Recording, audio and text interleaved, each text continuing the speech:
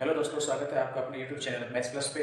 आज हम बात करेंगे प्रायिकता के अंतर्गत यादृच्छिक चर क्या होते हैं, यादृच्छिक चरों का प्रायिकता बंटन क्या होता है, प्रायिकता बंटन का माध्य क्या होता है, प्रसरण क्या होता है, मानक विचलन क्या होता है। तो सबसे पहले आइए देखते हैं हम यादृच्छिक चर को। किसे कहते हैं यादृच्छिक चर? यादृच्छिक चर अपने आप में एक फलन होता है। कैसा फलन होता है भाई? किसी प्रयोग या परीक्षण की प्रतिशत समष्टि S पर परिभाषित, S से वास्तविक संख्या रियल नंबर R पर परिभाषित फलन यादृच्छिक चर कहलाता है। तो इस S को, ये जो F है वो किसी भी प्रयोग की प्रतिशत समष्टि S है, उसका प्रांत हो और रियल नंबर का जो सेट है वो उसके लिए सह प्रांत हो, तो इस F को यादृच्छिक चर कहते हैं और इसे X से रिप्रेजेंट करते हैं। किससे? कैपिटल X से रिप्रेजेंट करते हैं। तो S to R, X from S to R। X एक ऐसा फलन है जो किसी परीक्षण या प्रयोग की प्रतिशत समष्टि से वास्तविक संख्याओं पर परिभाषित होता है। तो यहां पर प्रांत के अंतर्गत आने वाले अवयव हैं x के अंतर्गत, वो कैसे होंगे, हम कैसे रेडियस निकालेंगे, क्या सहप्रांत के अंतर्गत हमें परिसर मिलेगा, हम उन सब की बात करेंगे एग्जांपल को लेकर के। हमने एक सिक्के को दो बार उछालेंगे तो हमें प्रतिशत समष्टि s के अंतर्गत 4 परिणाम मिल जाएंगे। कुछ ऐसे हमें 4 परिणाम मिलेंगे। तब यादृच्छिक चर x को मैं इस प्रकार से परिभाषित करूं कि x है वो चितों की संख्या को प्रदर्शित करता है। किसको? चितों की संख्या को। x एक फलन है, उस फलन के एलिमेंट कथन लिखा है, x चितों की संख्या को रिप्रेजेंट करता है। तो देखिए x चितों की संख्या के बारे में बात करें तो x प्रांत का पहला अवयव ले हम हेड। बताइए इसमें चितों की संख्या क्या है? 1 और 1 2, तो यहां चितों की संख्या 2। तो ये s का हो गया और 2 किसमें से है? रियल नंबर्स में से है। तो x एक ऐसा फलन है जिसके प्रांत में तो s के एलिमेंट्स हैं और परिसर में किसके? सहप्रांत r के। r क्या है? रियल नंबर है। और देखिए x ht, इसमें चितों की संख्या क्या आएगी? एक ही चित है तो 1। x th, इस वाले परिणाम में चितों की संख्या कितनी है? 1। और x tt, इसमें चितों की संख्या क्या है? 0। तो 0 1 2 ये सब क्या है? रियल नंबर से वास्तविक संख्या है। और s के अंतर्गत से हमारे पास जो अवयव थे, यानी s एक समुच्चय के रूप में, तो उसके एलिमेंट्स जो हैं वो यहाँ प्रांत के अवयव बनेंगे x के लिए। तो x एक ऐसा फलन है जिसका प्रांत किसी प्रयोग की प्रतिशत समष्टि s और सहप्रांत वास्तविक संख्या r हो। तो एक और देखें, चलो एक प्रतिशत समष्टि में हम ये भी कहना चाहेंगे, एक प्रतिशत समष्टि में एक से अधिक यादृच्छिक चर हो सकते हैं।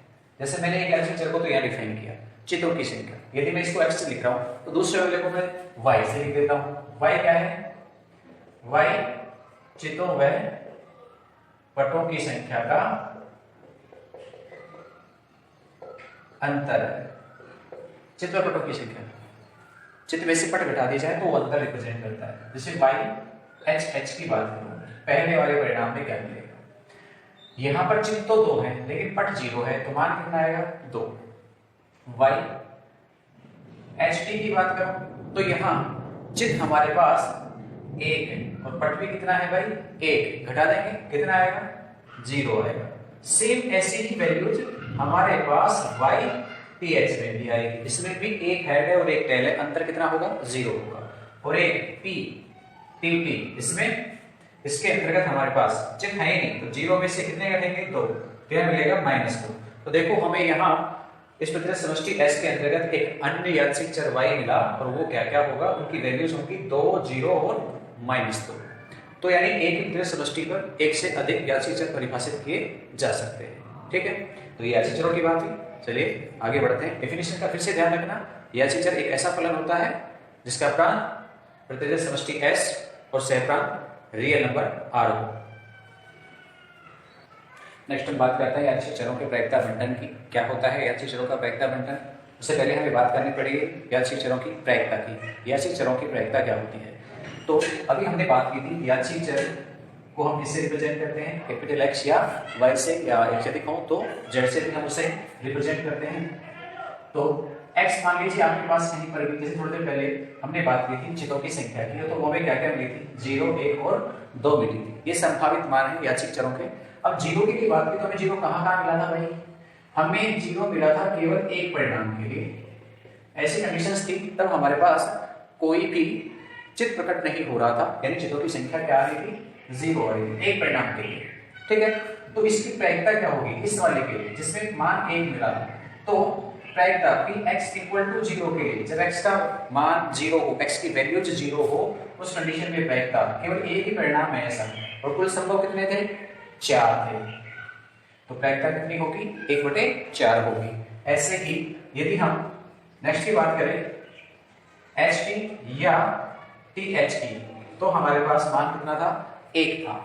ऐसी कंडीशन में प्रायिकता निकाले हम, तो हमारे पास 4 में से 2 परिणाम ऐसे हैं जिनमें कि x का मान 1 मिल रहा है, तो हम प्रायिकता निकालेंगे कि x इक्वल टू 1 की, तो कितने परिणाम हैं 2 परिणाम ऐसे हैं जिनमें एक यादृच्छिक चर प्राप्त हो रहा है और कुल संभव 4 है, काटेंगे तो प्रायिकता 1/2। तो इस प्रकार से x इक्वल टू 0 की संगत प्रायिकता ये है, x इक्वल टू 1 की संगत प्रायिकता ये है, और x इक्वल टू 2 की भी निकाले हम तो वो हमें मिलेगी वापस 1/4, क्योंकि टी एकमात्र ही हमारे पास परिणाम ऐसा होगा जिसके लिए कि यादृच्छिक चर का मान 2 आएगा। तो ये होती है उनकी संगत प्रायिकता। और यदि संगत प्रायिकता जान गए तो हम प्रायिकता बंटन की बात करते हैं आगे। देखिए किसी यादृच्छिक चर के संभावित जो मान है x के संभावित मान, x के संभावित मान x1 x2 xk से लेकर xn हो, और सभी मानों की संगत प्रायिकता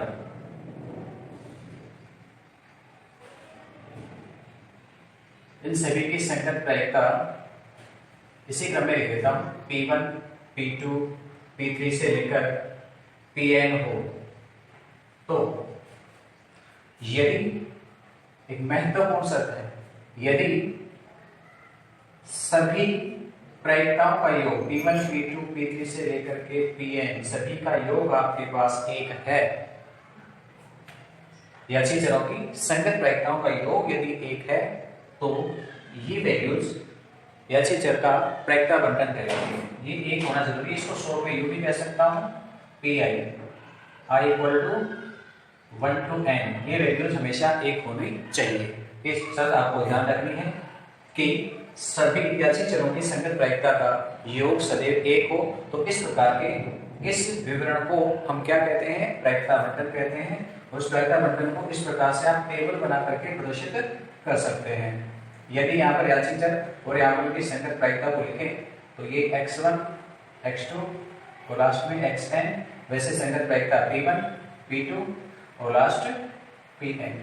तो ये P1 से लेकर Pn तक का योग 1 हो गया, तो हम इसे क्या कह देंगे प्रायिकता बंटन कह देंगे। तो सिंपल सी चीज है, बस एक चीज का ध्यान रखना है, यादृच्छिक चरों की संगत प्रायिकता निकालिए और प्रायिकताओं का योग यदि 1 हो रहा है योग करके चेक करना है, यदि योग 1 हो रहा है तो प्रायिकता बंटन कहलाएगा विवरण, अदरवाइज प्रायिकता बंटन नहीं होगा। अब इन चीजों में एक विशेष बात ये भी ध्यान रखने की है कि ये जितने भी आपके पास लिखे हुए हैं प्रायिकताएं हैं, हम जानते हैं 0 के बराबर उससे बड़ी और 1 के बराबर उससे छोटी हो सकती है, तो नेगेटिव नहीं होंगी, इनका योग 1 से ज्यादा नहीं होगा, तो 1 से कम भी नहीं होना चाहिए, एक्यूरेट होना चाहिए, कितना 1, ठीक है। तो चलिए नेक्स्ट आगे हम बात करें, वो करते हैं प्रायिकता बंटन के माध्य की। तो देखिए माध्य किसे कहते हैं, ये फिजिक्स में समष्टि के अंतर्गत एक प्रायिकता बंटन है, और इस प्रायिकता बंटन का माध्य क्या होगा।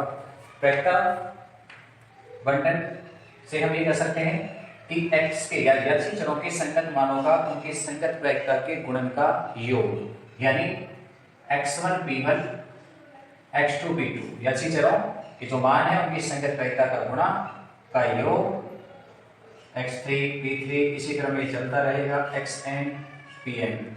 तो यादृच्छिक चरों के मानों के संगत प्रायिकता के गुणा का योग क्या कहलाता है, प्रायिकता बंटन का माध्य कहलाता है। और इस माध्य को किससे लिखते हैं, म्यू से लिखते हैं। किससे लिखते हैं भाई, म्यू से। आप इसे शॉर्ट में यू भी कह सकते हो, sigma i equal to 1 to n xi pi। तो ये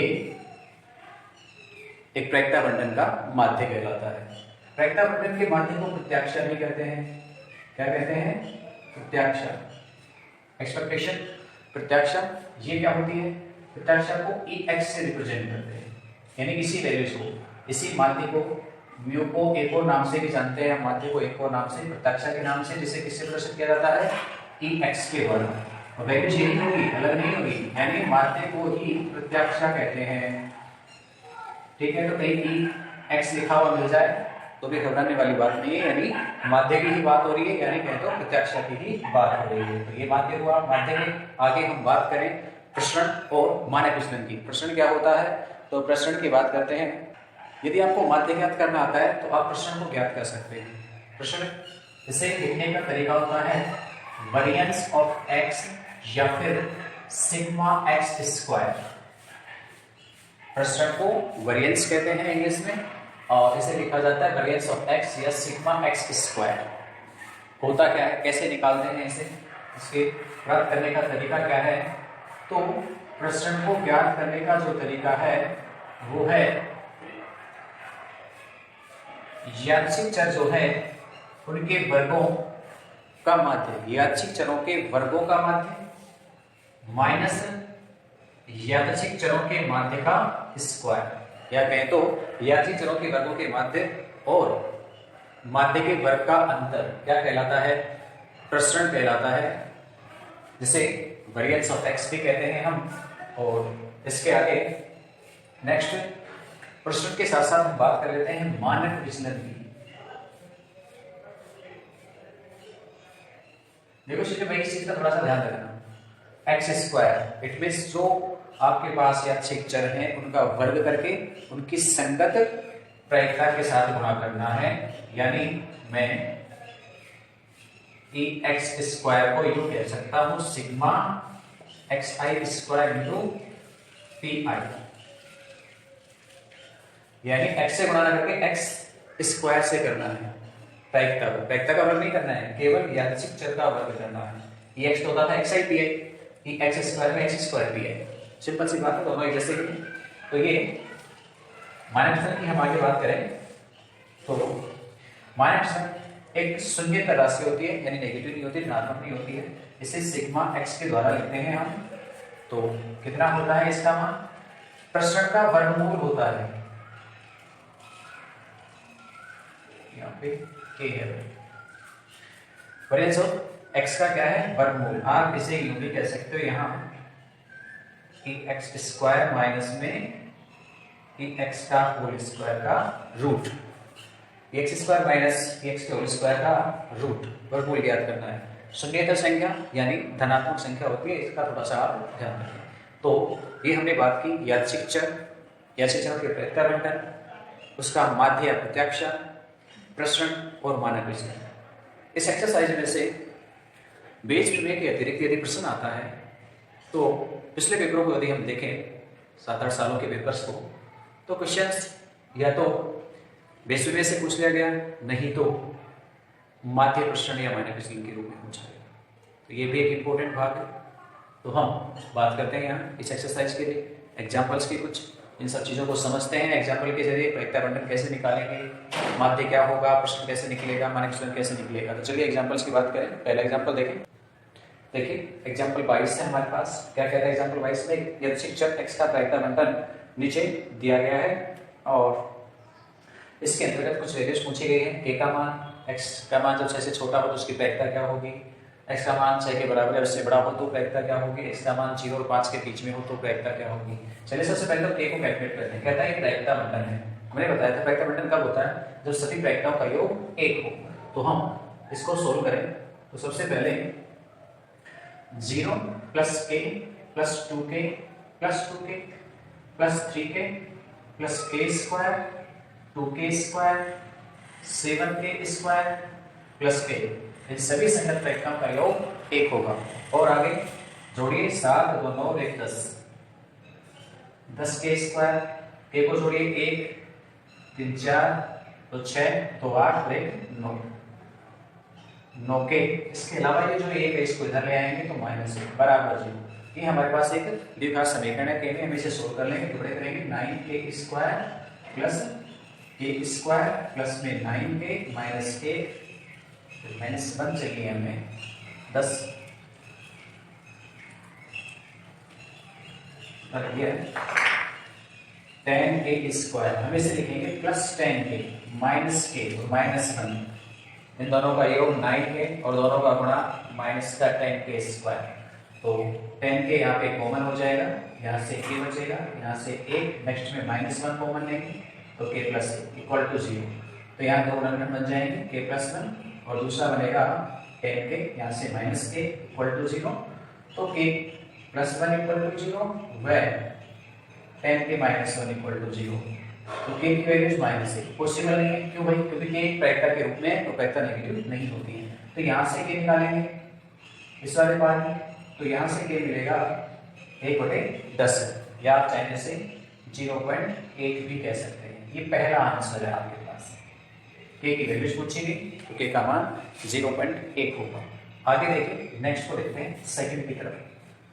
सेकंड पार्ट क्या कह रहा है? सेकंड पार्ट कहता है p x less than equal to 6 बता दीजिए। p x की वैल्यू 6 से छोटी, 6 से छोटी ना तो होगी 5 तक, तो 0 से लेकर 5 तक को हमें क्या करना है? तो p x इक्वल टू 0 चाहिए हमें, x इक्वल टू 1 चाहिए, इसी क्रम में p x इक्वल टू 5 चाहिए। सभी को जोड़ेंगे। p x इक्वल टू 0 में 0 ही है, 1 के लिए k है, 2 के लिए 2k है, 3 के लिए 3k है, 3 के लिए भी 2k है, 4 के लिए 3k है और 5 के लिए है k स्क्वायर। टोटल हो गया k स्क्वायर, 3 2 5 2 7 और 1 8k। रख देंगे मान k की जगह 0.1, 8 इंटू 0.1 तो 0.01 हो गया इसका तो होल स्क्वायर, और ये 0.1 से गुणा करेंगे तो 0.8 हो जाएगा। दोनों को ऐड करेंगे तो 0.81। ये हमारे पास px लेस देन 6 की वैल्यू है। ध्यान देने की बात है, x का मान 6 से छोटा, और 6 से छोटा कहाँ तक जाएगा भाई? न्यूनतम 0 है तो 0 तक ही जाएगा, इसलिए 0 से लेकर, और 6 से छोटा कहाँ होगा? 5 तक। तो 5 तक को हमने शामिल किया, सारों में प्रायिकताओं को जोड़ा, k की वैल्यूज पुट की और ये मान हमारे पास आ गया। चलिए नेक्स्ट पार्ट को देखें हम आगे। तो फोर्थ पार्ट हमें कह रहा है कि third part p x greater than equal to 6 के लिए।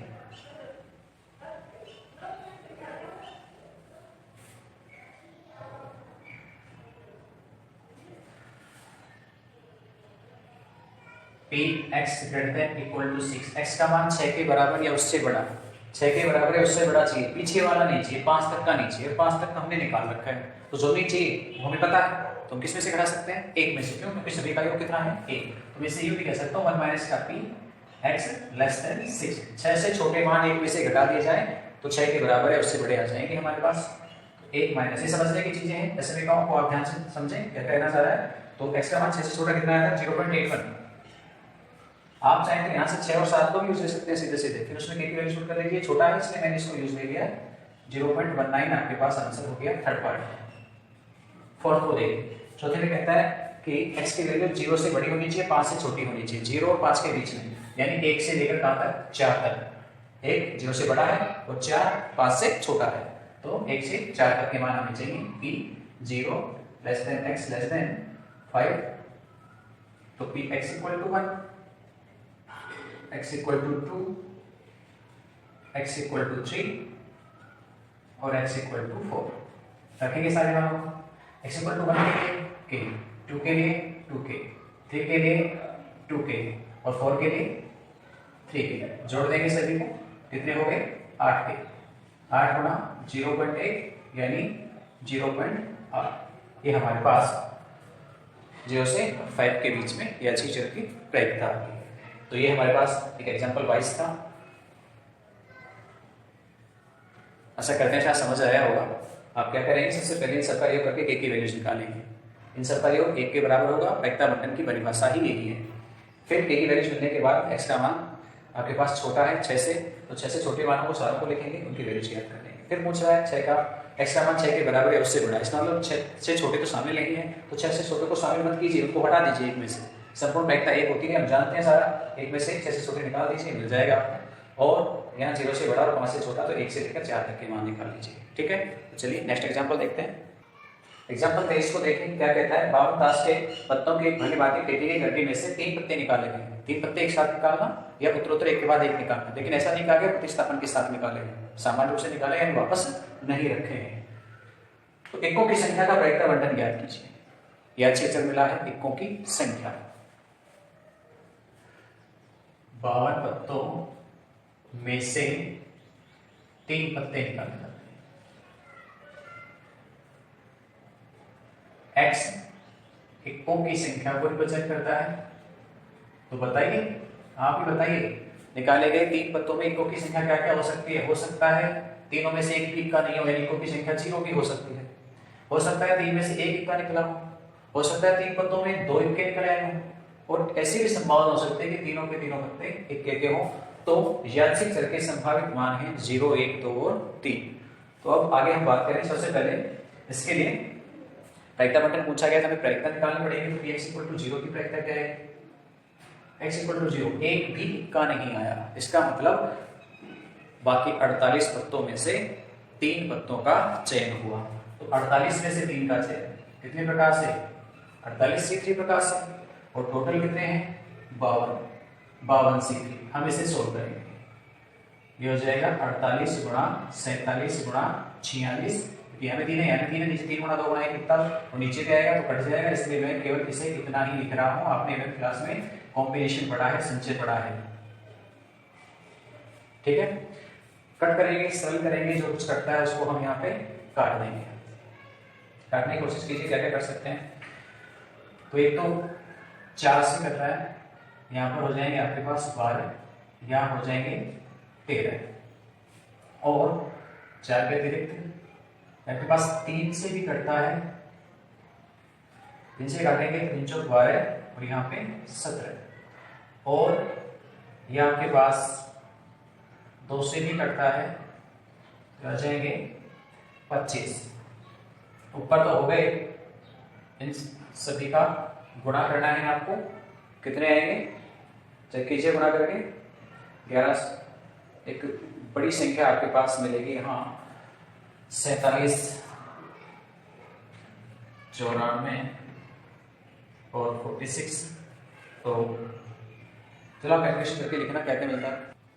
इनका कैलकुलेशन करने पर हमें मिला 4324। तो अंश में 2 गुणा 47 गुणा 46 4324, और नीचे 13 गुणा 17 गुणा 25 5525 हो गए, ठीक है। 25 गुणा 17 तो आपके पास आ रहे थे 625, गुणा 13 हो गया 5525। तो ये px = 0 के लिए था। px = 1 की बात करें, हमें एक पत्ता इक्का मिले, इसका मतलब 4 पत्तों में से तो एक इक्का निकले। 4 इक्के के पत्ते होते हैं, में से एक इक्का निकले, बाकी 2 पत्ते कहां से आएंगे? शेष बचे हुए 48 में से। ध्यान रखना, 3 पत्तों का चयन होना चाहिए, एक निकलेगा इक्कों में से, क्योंकि हमें एक इक्का चाहिए, इक्कों की संख्या 1, बाकी 2 अन्य 48 में से, और टोटल वही 52 C3। सोल्व करना चाहेंगे यहाँ पे, तो 4 गुणा 48 गुणा 47, ठीक है। ऊपर 2 था, नीचे 3 है, नीचे वाला 3 है तो कहां जाएगा? ऊपर आ जाएगा, उस 3 को मैं लिख रहा हूं, और ये हो जाएगा 52 गुणा वही 51 गुणा 50। काटना चाहेंगे यहाँ पे, काटेंगे तो वही 17, और 4 से काटेंगे 13, इसके अतिरिक्त और काट सकते हैं हम, कितने से? 2 से काटेंगे तो 24, और यहाँ 25। नीचे वाला तो सेम वही गुणा है, कितना आएगा भाई? 5525। ऊपर वाले का और भी है, आप इन्हें और गुणा कर लीजिए, कितने हो जाएंगे? ये 47 तो 188, तो 18 और 47 94, 94 और 18 294 और 18 6 और 12 112 1128 ये हमारे पास रेंज आ गई। px = 2 पे आ जाते हैं,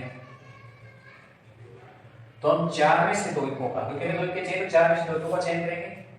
48 में से एक पत्ते का चयन करेंगे, टोटल 3 हो जाएंगे, नीचे वही 52 C3 आएगा, सेम वही वैल्यूज। 4 C2 को खोलेंगे तो 4 × 3 × 48, और नीचे वाले को खोलेंगे तो 52 गुणा 51 गुणा 50, और बटेगा जो 3 आएगा वो कहां जाएगा? ऊपर, जैसे यहाँ आया था वैसे यहाँ आ जाएगा।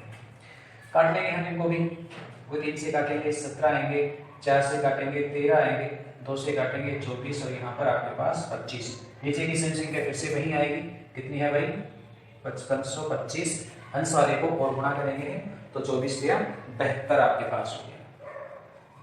और देखिए px = 3, तीनों पत्ते आपके पास इक्के हो तो 4 C3 बटे 52 C3, 4 इक्कों में से 3 इक्कों का चयन, तो 4 × 3 × 2, और नीचे आपके पास 52 इंटू 51 इंटू 50। यहाँ देखिए 3 3, इसलिए किसी प्रकार की कोई संख्या का मान ऊपर नहीं जाएगा।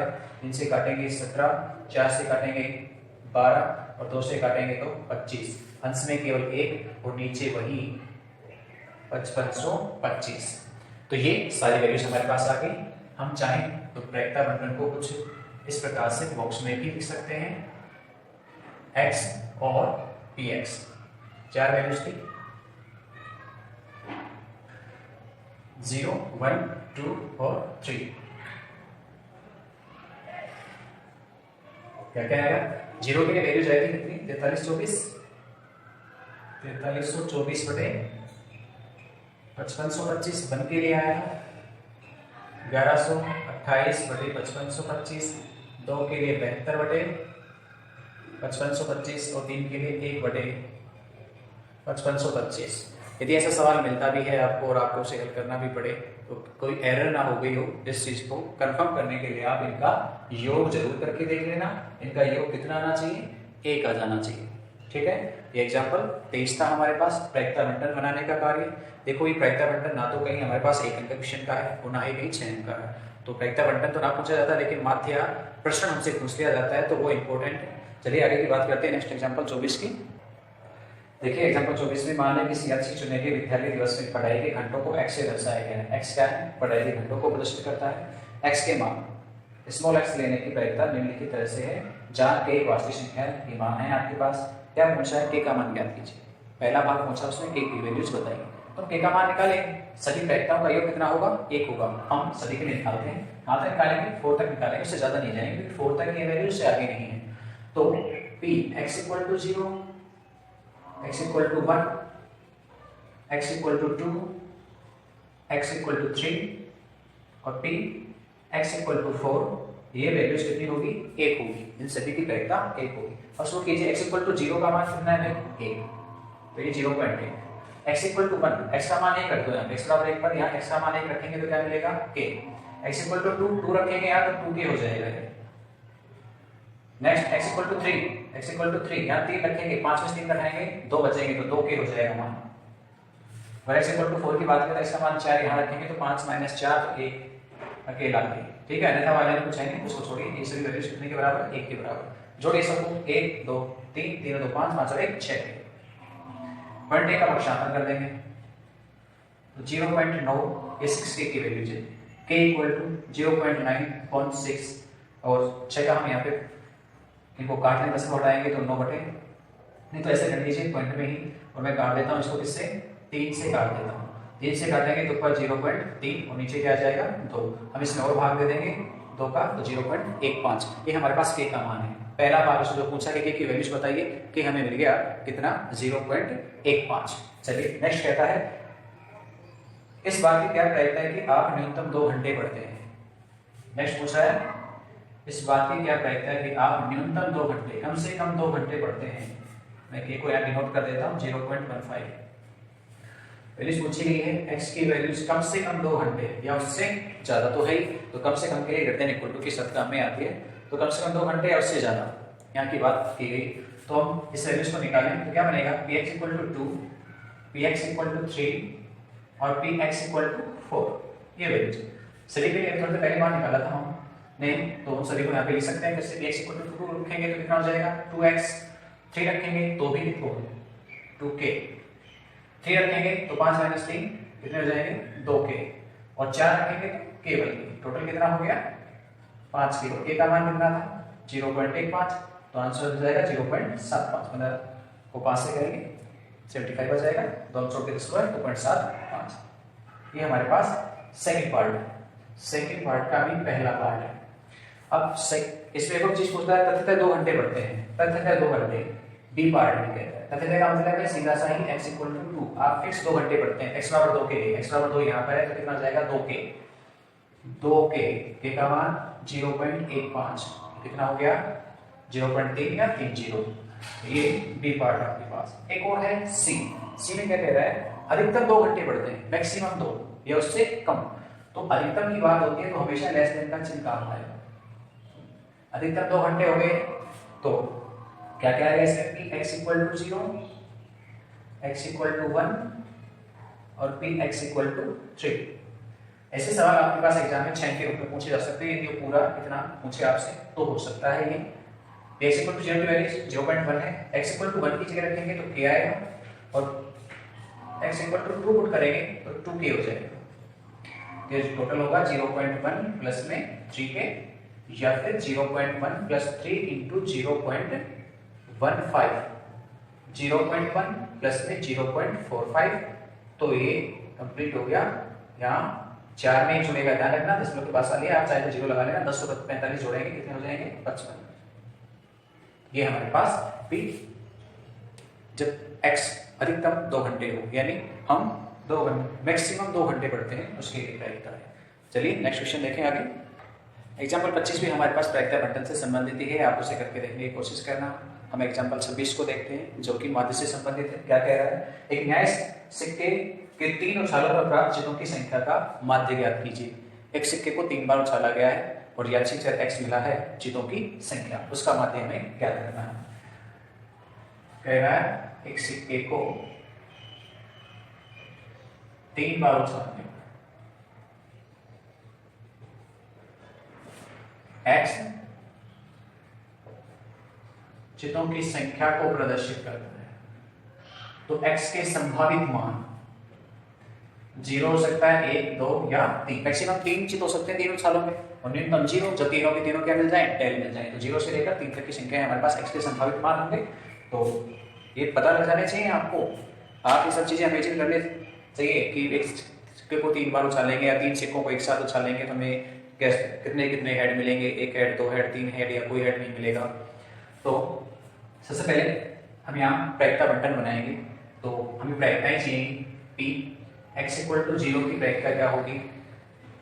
जब एक भी आपके पास चिन्ह नहीं आए, इसका मतलब तीनों पटाएंगे, और 3 पटाने के कितने परिणाम होते हैं? देखो मैं समझ ऐसे लिख ही देता हूँ आपके समझ के लिए। Head head head head head tail head tail head और टेल हेड हेड।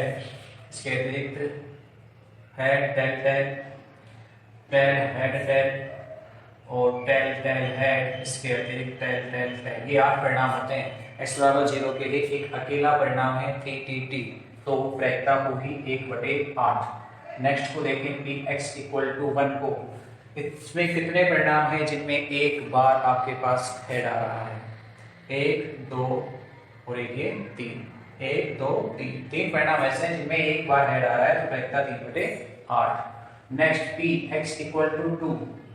ऐसे परिणाम जिनमें 2 बार जिता रहा है, चितों की संख्या 2 हो, 1, 2, 3, तो यहाँ भी प्रायिकता 3/8। x equal to 3। 3 बार जिताने की प्रायिकता, 3 बार जिता रहे केवल एक ही परिणाम है हमारे पास, तो प्रायिकता 1/8 हो गई। तो यहाँ प्रायिकता बंटन देखें क्या बना।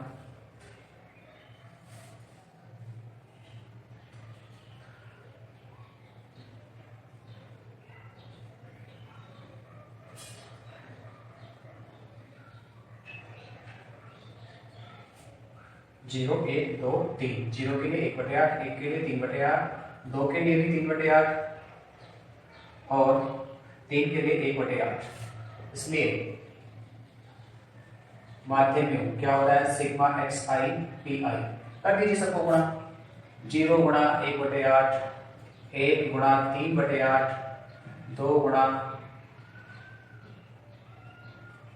3/8 और 3 गुणा 1/8। नहीं तो आप इन्हीं की टेबल बना सकते हो, उनके सामने गुणा कर सकते हो। जैसे हम सांख्यिकी के अंतर्गत करते हैं, 0 हो जाएगा 3/8, ये हो जाएंगे 6/8 और ये हो जाएंगे 3/8। जोड़ेंगे सबको, 12/8 4 से काट देंगे, 3/2, 2 का भाग भी दे सकते हैं, 1.5। ये क्या है? माध्य है यादृच्छिक चर x का। माध्य पूछा गया था, ये माध्य हमें प्राप्त हो गया। चलिए नेक्स्ट देखते हैं। एग्जाम्पल 27 है। ताश के 52 पत्तों के सुमिश्रित गड्डी में से 2 पत्ते उत्तरोत्तर प्रतिस्थापन के साथ निकाले जाते हैं। इक्कों की संख्या का प्रायिकता बंटन व माध्य ज्ञात कीजिए। प्रायिकता बंटन भी पूछा है, साथ में माध्य भी पूछा गया है। पर पत्ते एक विशेष कंडीशन में निकाले जा रहे हैं, उत्तरोत्तर प्रतिस्थापन के साथ। एक पत्ता निकाला, उसको देखा, नोट किया, उसको वापस गड्ढे में रखा, फिर दूसरा निकाल रहे हैं, इसको कहते हैं प्रतिस्थापन के साथ निकालना। तो यहाँ पर जो हमारे पास प्रायिकताएं आएंगी वो थोड़ी सी पहले से डिफरेंस आएंगी। अब हम संचय को काम में नहीं लेंगे, ये भी चीज आपको पता होनी चाहिए, संचय कब काम में लेना है हमें और कब संचय काम में नहीं लेना है। जब प्रतिस्थापन के साथ बात हो रही हो तो वहां संचय कभी नहीं लगेगा। जब एक साथ 2 पत्ते 3 पत्ते ऐसे निकालने की बात है या बिना प्रतिस्थापन के पत्ते निकालने की बात हो रही हो तो वहां प्रायिकता ज्ञात करने के लिए संचय को काम में लेते हैं, क्योंकि वो लगातार हो रहा काम होता है। जबकि प्रतिस्थापन के साथ में संचय नहीं लगेगा, हमें सामान्य रूप से ही इनकी प्रायिकताओं को निकालना पड़ेगा। देखिए हल करते हैं, ये इंपॉर्टेंट क्वेश्चन है, 2018 में पूछा गया था जब पहली बार सिलेबस चेंज हुआ 2018 में। आरबीएससी पहले एनसीईआरटी चलता था, फिर आरबीएससी लगा, तो पहली ही साल 2018 में विषय आया चयन के रूप में। तो देखिए बात करते हैं यहाँ पे 52 पत्तों में से 2 पत्ते प्रतिस्थापन के साथ निकाले जाते हैं।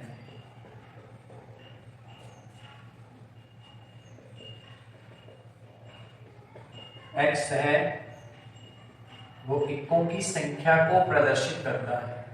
इट मीन्स x के संभावित मान, एक भी इक्का नहीं मिल सकता, दोनों में से एक मिल सकता है, या फिर 2 के दोनों इक्के मिल सकते हैं, ऐसा भी संयोग हो सकता है। तो x के संभावित मान 0, 1 और 2 होंगे, इनकी प्रायिकताएं निकालेंगे। p x = 0, ठीक है। x = 0 यानी एक भी इक्का नहीं, पहला भी इक्का नहीं और दूसरा भी इक्का नहीं।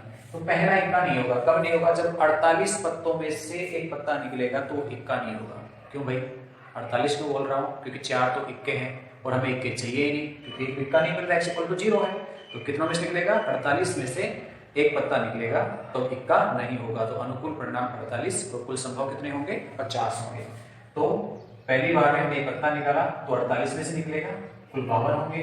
फिर हम उस पत्ते को वापस रख देंगे, फिर दूसरा निकालेंगे, वो भी कितने में से? 48 में से निकलेगा तो इक्का नहीं मिलेगा, ना पहली बार में मिलेगा ना दूसरी बार में मिलेगा। हमें जो 12 से काट सकते हैं यहाँ पे इनको, तो कटेगा तो हमारे पास केवल 4 से, तो 4 से काटेंगे तो 1 बार है, 13, और यहाँ भी सेकंड में भी 12 13 144 बटे 169, ठीक है। px = 1 की बात करते हैं। हमें एक इक्का मिले, वो कैसे मिल सकता है? जैसे पहला इक्का हो और दूसरा इक्का नहीं हो, इसके लिए पहला इक्का हो, इक्का नहीं हो और दूसरा इक्का हो, ऐसी संभावना भी हो सकती है। पहली बार इक्का मिल जाए, दूसरी बार निकालते हैं, जो प्रतिस्थापन के साथ निकालते हैं तो दोबारा निकालते हैं तो इक्का नहीं मिलता, पहले इक्का मिलता है फिर वो नहीं मिलता है और फिर इक्का मिल जाता है। तो सबसे पहले इक्का मिलने के लिए 4 इक्कों में से एक इक्का निकलेगा तो भी इक्का मिल सकता है, गुणा नहीं मिलने के लिए 48 बटे 52 प्लस नहीं मिलने के लिए 48 बटे 52 और मिलने के लिए 4 बटे 52। जहां मिलने की बात होगी वहां 4 इक्कों में से पता निकलेगा और जहां नहीं मिलने की बात होगी वहां 48 में से। तो ऊपर नहीं मिलने की थी इसलिए 48 में, 2 जगह पे मिलने की है तो 4, 2 जगह नहीं मिलने की है तो 48 है। काट देंगे भाई 1 बटे 13 12 बटे 13 12 बटे 13 1 बटे 13, सभी 4 से कट जाएंगे तो ये 12 बटे 169, ये भी 12 बटे 169, टोटल हो गए 24 बटे 169। चलिए नेक्स्ट देखते हैं आगे। px = 2 की बात करते हैं। दोनों पत्ते इक्के हो, पहला भी इक्का हो और दूसरा भी इक्का हो। गुणा लिख रहा हूं, स्वतंत्र घटनाएं हैं, कोई फर्क नहीं पड़ेगा इसलिए गुणा लगाया, नहीं तो इंटरसेक्शन में लिखता। तो ये pa 4 बटे 52 और दूसरा भी 4 बटे 52, जब इक्का निकलता है तो 4 बटे 52 के रूप में, यानी 1 बटे 13 और 1 बटे 13, टोटल कितना हो गया? 1 बटे 169, ठीक है। सबसे पहले पूछिए प्रायिकता बंटन बताइए। तो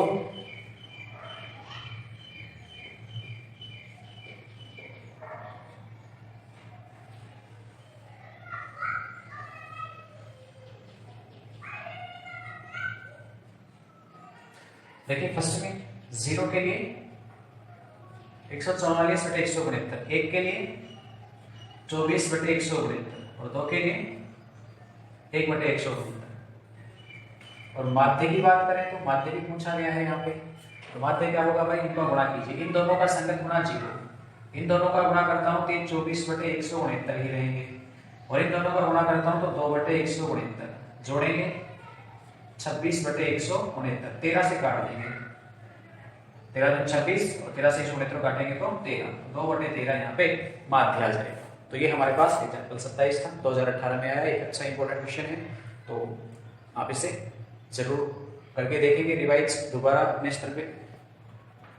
चलिए एग्जाम्पल 28 को देखते हैं। कहता है दो पासों को एक साथ उछाला गया है, यदि x अंक 6 प्राप्त करने की संख्याओं को व्यक्त करता है तो x का प्रसरण ज्ञात कीजिए। इस बार आपसे मानक को प्रश्न पूछ लिया गया है, तो माध्य के साथ साथ आपको प्रश्न पे भी जाना पड़ेगा। तो क्या क्या लेगा, दो पासों को एक साथ उछाला जाता है,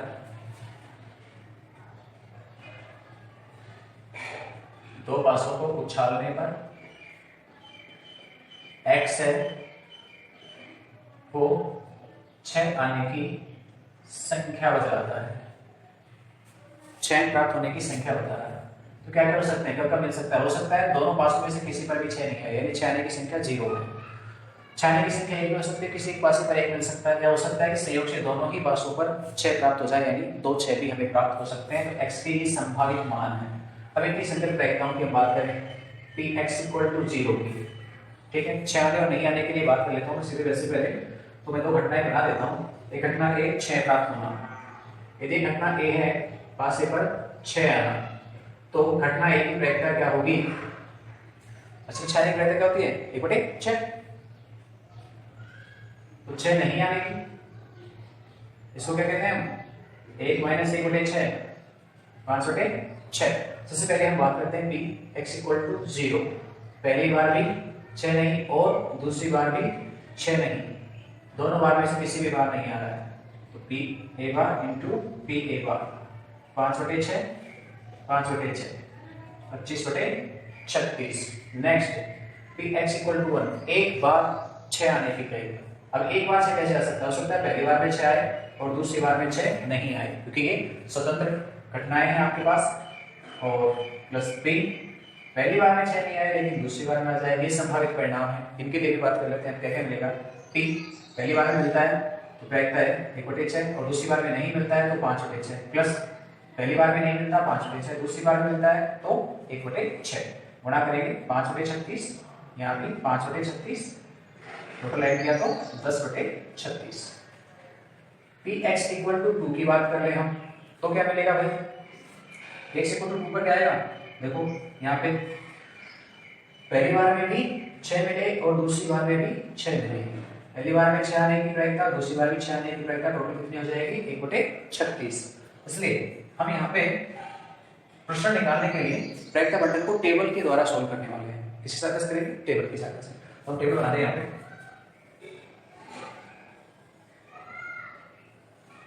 तो जो मिल रहा है हमें हम उन सभी को यहाँ पे लिखेंगे।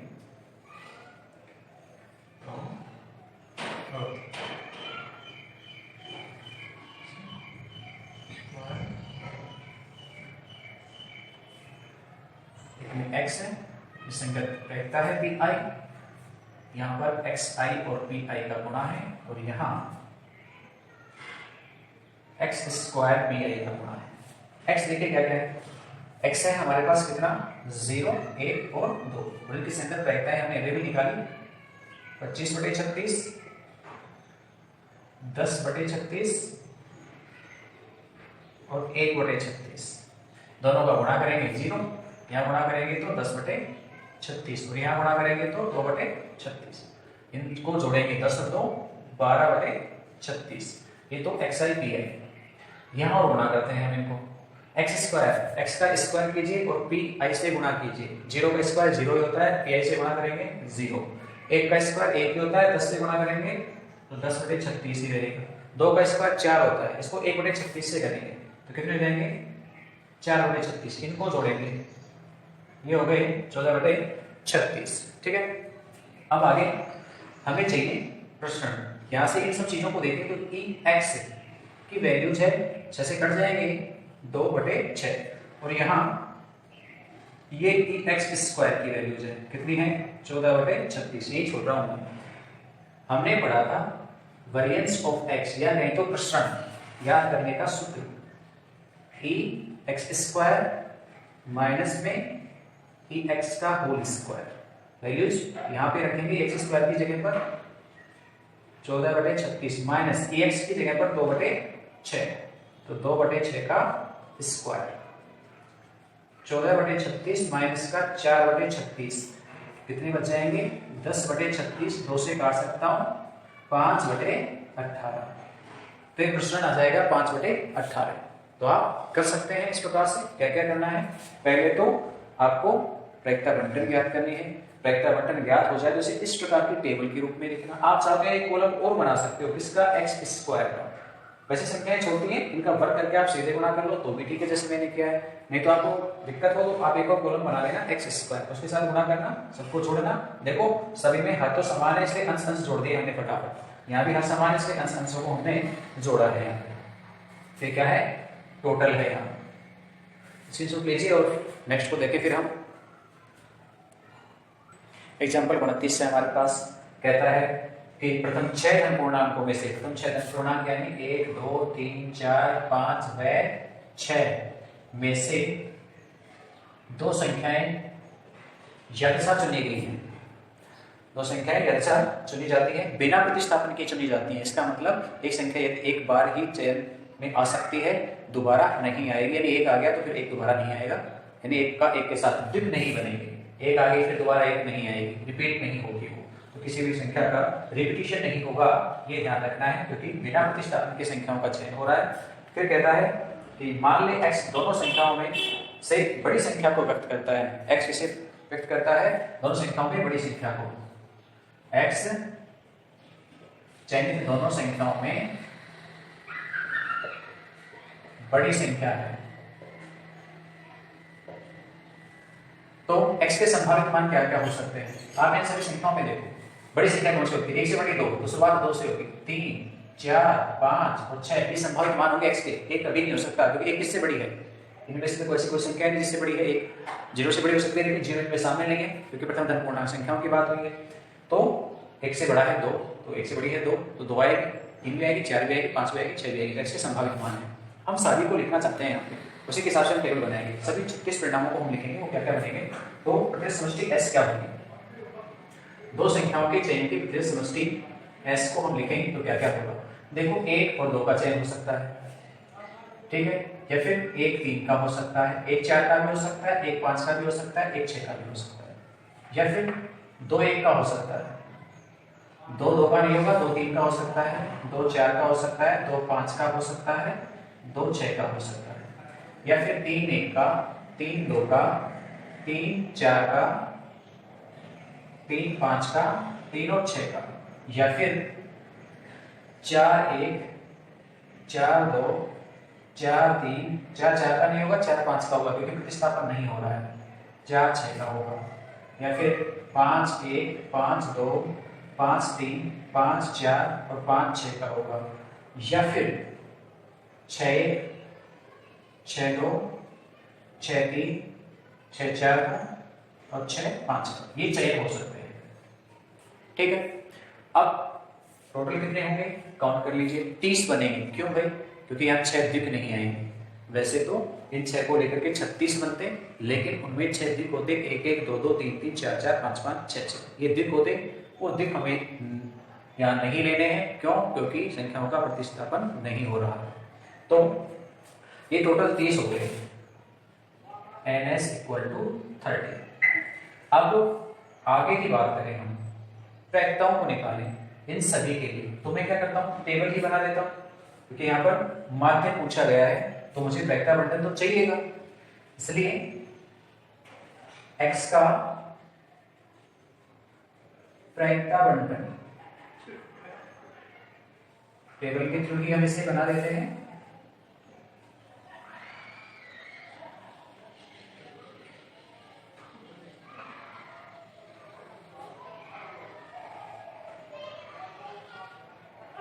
शायद यहाँ पर नहीं, उसमें है कि हम इसे ऊपर बना देते हैं। यहाँ नहीं पाएगा वहां पे, चलिए यहाँ बना देते हैं उसे।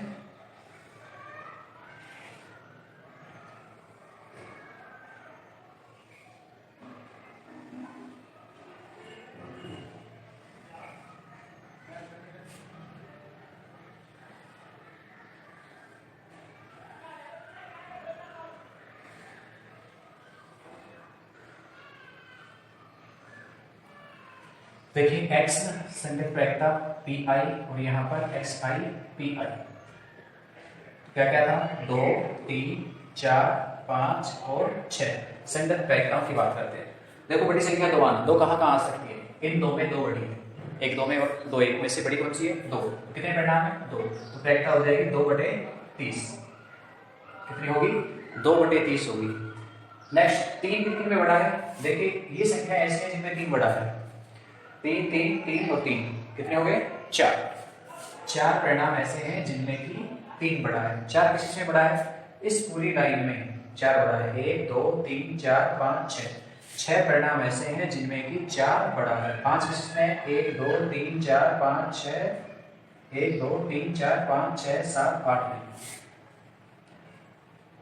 और 6 कितने में है, आप इन 6 वालों को भी काउंट करेंगे तो कितने हो जाएंगे, 10 हो जाएंगे। देखो 2 4 6 8 10 इधर में बढ़ रहे हैं हमारे पास अंक, इनको संगत xi को pi के साथ में गुणा कर दीजिए। गुणा करेंगे तो 2 दूनी 4, 4/30, यहाँ गुणा करेंगे 12/30, यहाँ गुणा करेंगे 24/30, यहाँ गुणा करेंगे 40/30, काटना नहीं ताकि जोड़ने में सुविधा होगी, और यहाँ करेंगे गुणा तो 60/30। इन सबको जोड़ दीजिए, ये सिग्मा xi pi आपको मिल जाएगा, सबका योग 60 40 100 124 12 136 136 और 4 140। इसलिए माध्य या प्रत्याक्षा EX आपसे पूछी गई, वो होगी 140/30 काट देंगे 14/3। इस प्रकार से हमारे पास आ जाएगा। ये क्वेश्चन भी एक इंपॉर्टेंट क्वेश्चन है, पहले आ चुका है एग्जाम्स में, तो आपको आना चाहिए। तो ये कुछ एग्जाम्पल्स थे, हमने 2 एग्जाम्पल आपके लिए छोड़ दिए हैं, वो आपको करना है। एक तो नेक्स्ट दूसरा है, एक पीछे हमारे पास पैक्टा बंधन का था, तो आप करके देखेंगे। तो इतना कुछ किया, इसके बाद हम इसी से रिलेटेड एक्सरसाइज को लेकर आएंगे नेक्स्ट वीडियो में। तो दोस्तों आपको यदि वीडियो अच्छा लगा हो तो आप इसे लाइक करें, अपने दोस्तों के पास शेयर करें, और इसे सब्सक्राइब करना ना भूलें, ताकि आगे आने वाले वीडियोज़ के नोटिफिकेशंस आपको मिलते रहें। नेक्स्ट वीडियो तक के लिए नमस्कार।